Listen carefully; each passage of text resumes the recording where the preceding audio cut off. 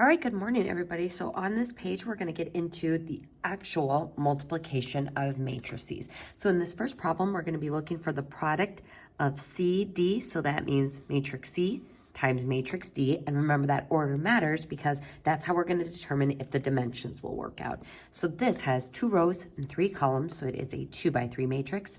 This has 3 rows and 2 columns. So it is a 3 by 2 matrix. So our first question is, can we multiply these 2 matrices together? And the answer is yes, because our inner dimensions are the same. We've got 3 and 3.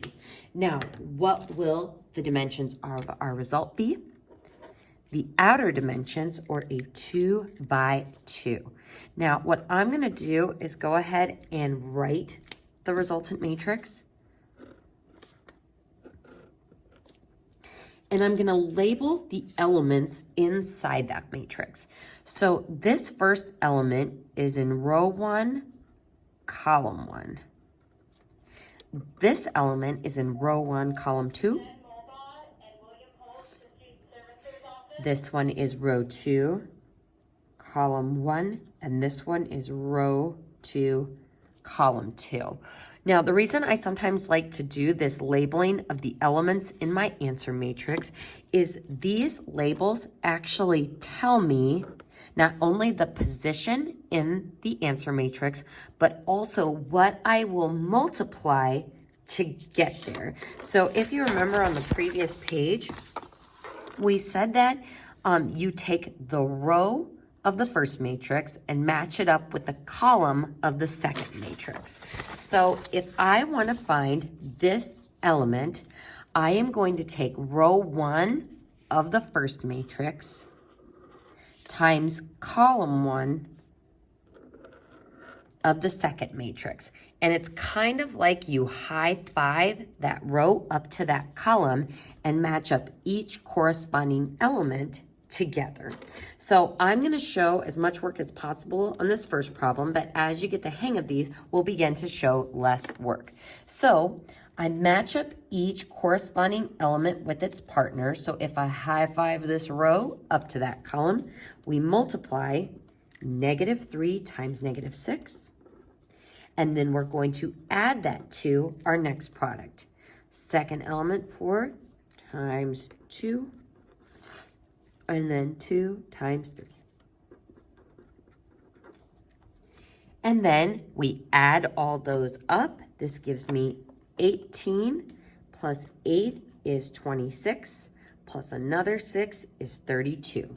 So I'm going to write my actual resultant matrix over here, and I get 32 for that row 1, column 1 element.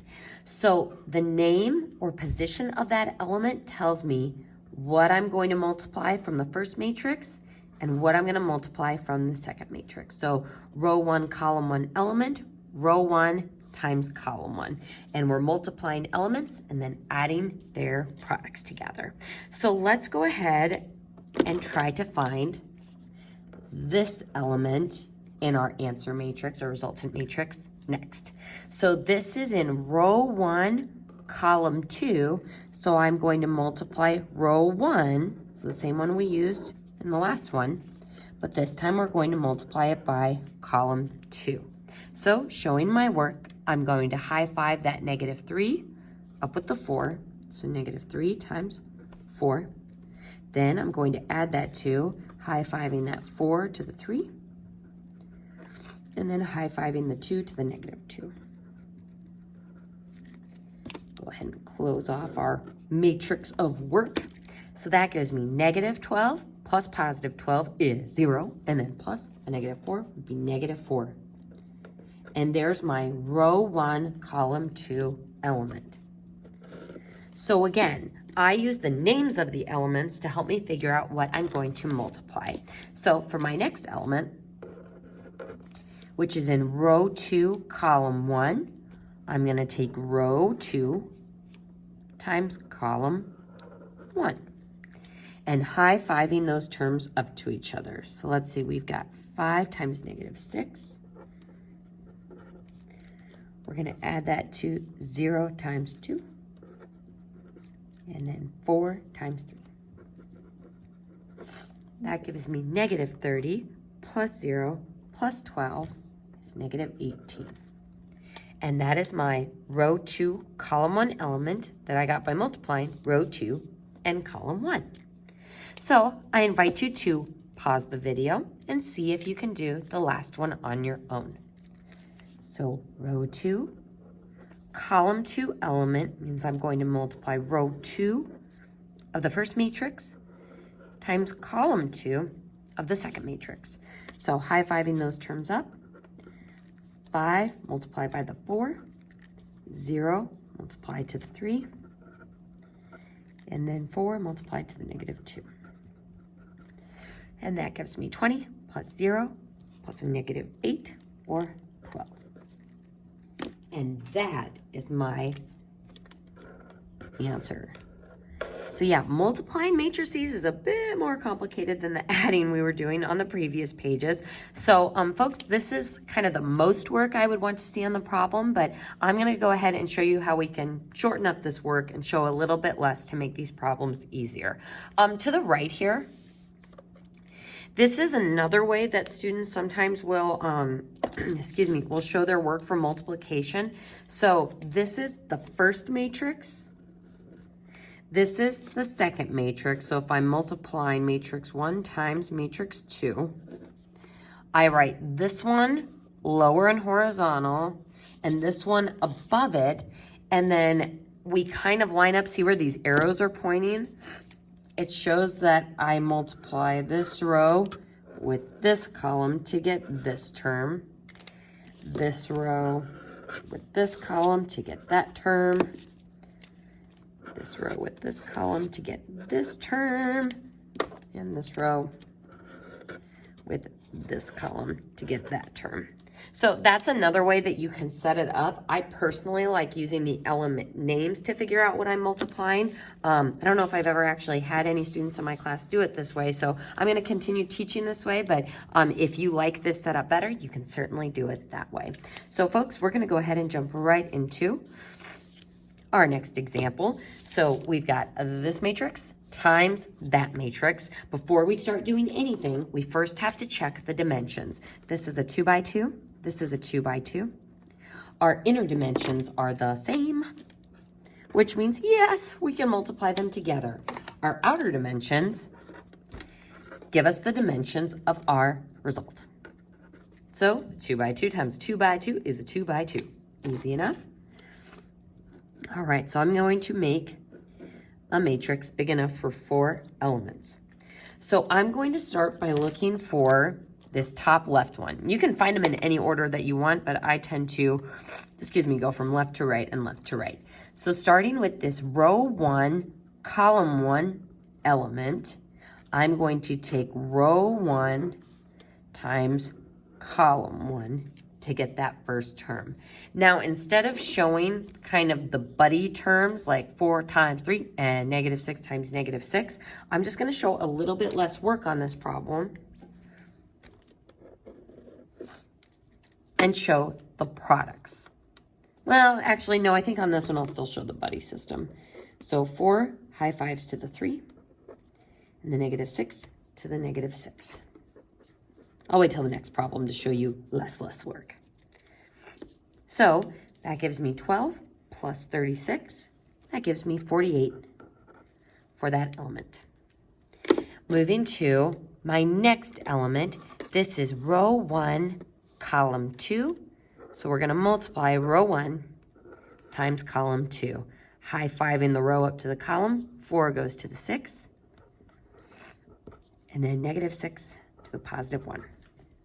That gives me 24 plus a negative 6, or 18. And folks, I invite you to pause the video and see if you can find those next 2 elements. So this is in row 2, column 1. So row 2 times column 1, high-fiving those terms up, 6 times 3 plus 2 times negative 6. So 18 minus 12, that gives me 6. And then looking for our next element, this is in row 2, column 2. So row 2 times column 2. So high-fiving those terms up, 6 times 6, and 2 to the 1. So 36 plus 2 is 38. Ta-da! There's our resultant matrix. So folks, on the next problem, I'll show you how you can shorten up your work by, instead of showing the buddy system of the products, you can actually just show what those products give you. So for example, on this one, instead of writing 4 times 3 plus -6 times -6, I would just write 12 and 36. So I would still like you to show at least one step of work for these problems before going to your resultant matrix. Again, just show me that you're not copying directly from the key. So show one step of work, at least something like this. You can show the buddies or you can show just the products. So jumping into the next example, starting with the dimensions, sometimes these single row and single column ones are a little confusing. So how many rows does this matrix have? Just one. How many columns does it have? 3. So we've got a 1 by 3. This matrix has 3 rows and 2 columns. So can we multiply these matrices together? Yes, we can, because the inside dimensions are the same. And my outer dimensions tell me that my resultant matrix will be a 1 by 2. So 1 row, 2 elements. So looking for the row 1, column 1 element, I'm going to multiply row 1 times column 1. So for my work, instead of showing the buddy system, ooh, and I made that matrix way too big, I'm just going to show the products and adding those together. So 7 times 4, 28. 3 times 0, 0. -1 times 5 is -5. And that gives me 23. Moving on to my next element. This is row 1, column 2. So row 1 times column 2. 7 times -9 is -63. Oof. 3 times 2 is 6. And then -1 times -4 is a +4. So this gives me 10 plus a -53. Or sorry, a -63 gives me -53. All right, so a little bit less work. That is my answer matrix.